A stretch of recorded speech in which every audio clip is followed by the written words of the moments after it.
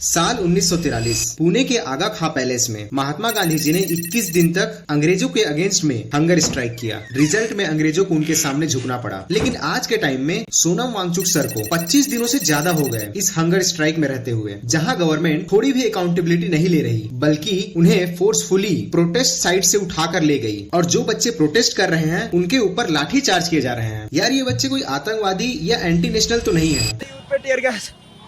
हमारी यूथ पे tear gas छोड़ा है।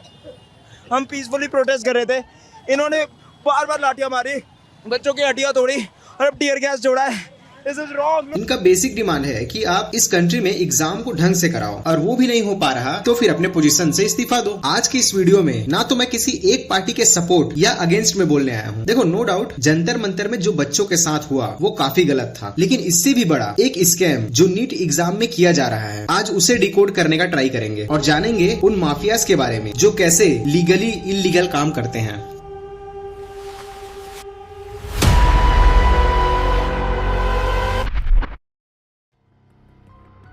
यार सोचो, रात 2 बजे किसी के फैमिली मेंबर को हार्ट अटैक आ जाए तो उसके घर वाले सबसे पहले उन्हें किसी पास के हॉस्पिटल में ले जाएंगे और वहाँ उन्हें पता चले कि वो अपनी फैमिली मेंबर की जान एक ऐसे डॉक्टर के भरोसे छोड़ रहे हैं जो डॉक्टर शायद उस फील्ड का स्पेशलिस्ट ही ना हो। देखो, गवर्नमेंट बोलती है कि हमारे पास 1:800 का डॉक्टर टू पेशेंट रेशियो है, जो WHO के 1:1000 के स्टैंडर्ड से काफी बेहतर है। लेकिन यार ये आधा ही सच है। सरकारी डाटा ने क्या किया है कि उन्होंने एलोपैथी डॉक्टर्स के साथ आयुष यानी आयुर्वेदा, यूनानी, होम्योपैथी सबको एक ही डिब्बे में डाल दिया है। लेकिन अगर किसी को हार्ट अटैक आए या कोई इमरजेंसी सर्जरी चाहिए तो तुम्हें एलोपैथिक स्पेशलिस्ट ही चाहिए ना। तो अगर हम वैसे कुछ रियल डॉक्टर्स को काउंट करें तो ये रेशियो कम होकर सिर्फ 0.7 से 0.8 पर 1000 रह जाता है। और नीति आयोग के मेंबर डॉक्टर वीके पॉल ने खुद रिकॉर्ड पर कहा है 1 डॉक्टर पर 1000 तो किसी गरीब देश के लिए ठीक है। अगर इंडिया को डेवलप्ड नेशन बनाना है तो हमें मिनिमम 3 डॉक्टर पर 1000 चाहिए। 1.46 बिलियन पॉपुलेशन के हिसाब से हमें 4.2 मिलियन डॉक्टर्स चाहिए, और अभी हमारे पास लगभग 1.39 मिलियन ही हैं, जो कि देखा जाए तो काफी कम है। तो सवाल ये है कि जब देश में डॉक्टर्स की इतनी कमी है तो जो लाखों बच्चे डॉक्टर बनना चाहते हैं उन्हें हम डॉक्टर बनने क्यों नहीं दे रहे हैं? आओ समझते हैं।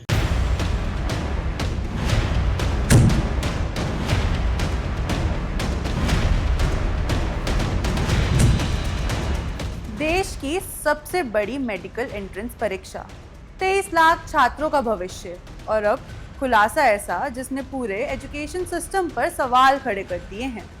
NEET UG 2026 paper leak. देखो, 2024 के एक डेटा के अकॉर्डिंग 13 लाख से ज्यादा बच्चों ने नीट क्वालिफाई किया, यानी ये बच्चे मेडिकली और इंटेलेक्चुअली कैपेबल हैं डॉक्टर्स बनने के लिए। लेकिन MBBS की सीट कितनी थी?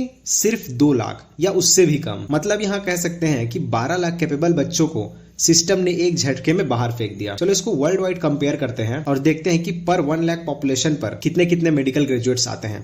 जैसे US बनाता है 8.5 मेडिकल ग्रेजुएट्स, वहीं जर्मनी बनाता है 12, ग्रेट ब्रिटेन 13.1, डेनमार्क 21.2, वहीं हमारे इंडिया की बात करें तो सिर्फ 4.1 है। और यार MBBS सीट मिलना तो सिर्फ लेवल 1 है, असली गेम तो PG के लिए होता है। इंडिया में हर 3 MBBS डॉक्टर के लिए सिर्फ 2 स्पेशलिस्ट ट्रेनिंग सीट्स हैं, यानी 33% डॉक्टर्स चाहकर भी कार्डियोलॉजिस्ट, न्यूरोलॉजिस्ट नहीं बन सकते। इसलिए नहीं कि वो लायक नहीं है, बल्कि इसलिए क्योंकि उनके लिए सीट ही नहीं है। डेटा देखो, डॉक्टर वीके पॉल के मुताबिक अगले 34 साल तक हमारे पास जरूरत के मुताबिक जनरल सर्जन नहीं होंगे, और कार्डियोलॉजिस्ट के लिए तो 82 इयर्स का वेट है। अब आप ही बताओ ये कितना क्रेजी है। एक तरफ देश में डॉक्टर की भयंकर कमी है और दूसरी तरफ बच्चे डॉक्टर बनने के लिए मर रहे हैं। तो फिर सिस्टम ने दरवाजा लॉक क्यों कर रखा है? क्योंकि यार जहाँ देश में मजबूरी होती है वहाँ किसी न किसी का धंधा चलता है, और यहीं से पनपते हैं मेडिकल सीट्स माफिया।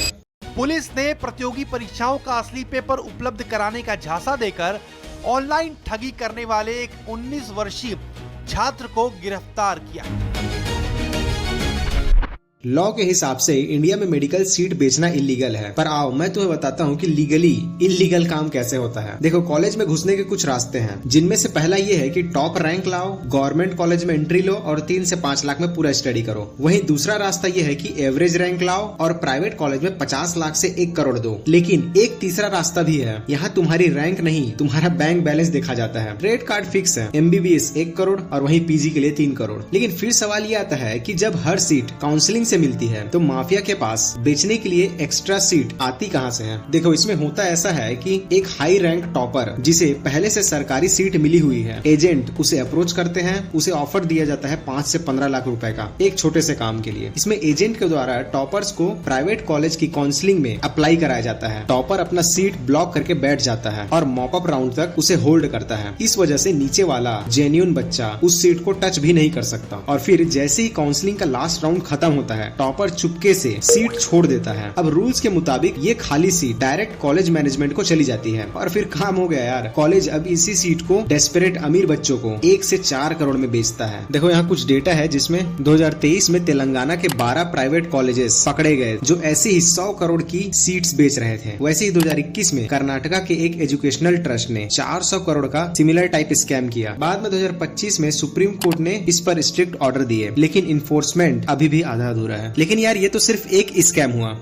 अब आते हैं दूसरे स्कैम में। देखो, सिस्टम में 2 स्पेशल कोटा होते हैं, एनआरआई और ईडब्ल्यूएस। एनआरआई कोटा में अमीर एनआरआई बच्चों के लिए जो 3 से 4 गुना ज्यादा फीस देते हैं उनके लिए होता है। वहीं ईडब्ल्यूएस गरीब बच्चों के लिए है ताकि वो भी डॉक्टर बन सके। लेकिन माफिया ने इन दोनों को नहीं छोड़ा। फेक दुबई स्पॉन्सरशिप सर्टिफिकेट्स बनाकर नॉर्मल लोकल बच्चों को एनआरआई बना दिया गया और करोड़पति फैमिलीज के बच्चों ने फेक इनकम सर्टिफिकेट बनवाकर ईडब्ल्यूएस की सीट ले ली। कुछ रिपोर्ट्स कहती है कि 145 ईडब्ल्यूएस सीट्स ऐसे कैंडिडेट्स को गई जिन्होंने करोड़ में फीस भरी। एक बंदे ने ईडब्ल्यूएस कोटा पर एमडी की सीट के लिए 4.23 करोड़ दिए और लगभग 18,000 एमबीबीएस और PG seat fake NRI documents पर भरी गई हैं। अब यार, आप सोचोगे कि इतने बड़े बड़े स्कैम्स होते हैं, तो फिर जो इन सब को वॉच करती है यानी जो रेगुलेटिंग बॉडी है वो क्या कर रही है? तो देखो, इंडिया में सभी मेडिकल कॉलेजेस को कंट्रोल करती है एनएमसी यानी national medical commission. National medical commission का काम है सरप्राइज चेक करना और ये देखना कि कॉलेजेस में रियल प्रोफेसर्स, रियल बेड्स और रियल पेशेंट्स हैं या नहीं। यार, सीबीआई की इन्वेस्टिगेशन में पता चलता है कि सरप्राइज वर्ड ही बिकाऊ है। मेरा मतलब, हेल्थ मिनिस्ट्री के इनसाइडर्स इंस्पेक्शन की डेट और इंस्पेक्टर्स के नाम पहले ही कॉलेजेस को लीक कर देते थे। फिर क्या, ओवरनाइट नकली प्रोफेसर्स हायर किए जाते थे, एम्प्टी बेड्स पर फेक पेशेंट्स को लिटाया जाता था। सीबीआई के हिसाब से 40 से ज्यादा मेडिकल कॉलेजेस ने ऐसे करप्शन के जरिए अप्रूवल्स लिए। लेकिन यार, यहाँ आप सोचोगे कि सीबीआई को पता है, सरकार को पता है, तो ये रुकता क्यों नहीं? शायद इसका कारण हो सकता है पॉलिटिकल इन्फ्लुएंस, क्योंकि यार काफी सारे पॉलिटिशियंस खुद इन कॉलेजेस के ऑनर्स हैं, तो मे भी ये रीजन हो सकता है। लेकिन यार, किसी एक पॉलिटिशियन या किसी भी एक इंसान के रेजिग्नेशन से ये सिस्टम नहीं बदलेगा। वो एक लाइन है ना, a bad system will beat a good person every single time.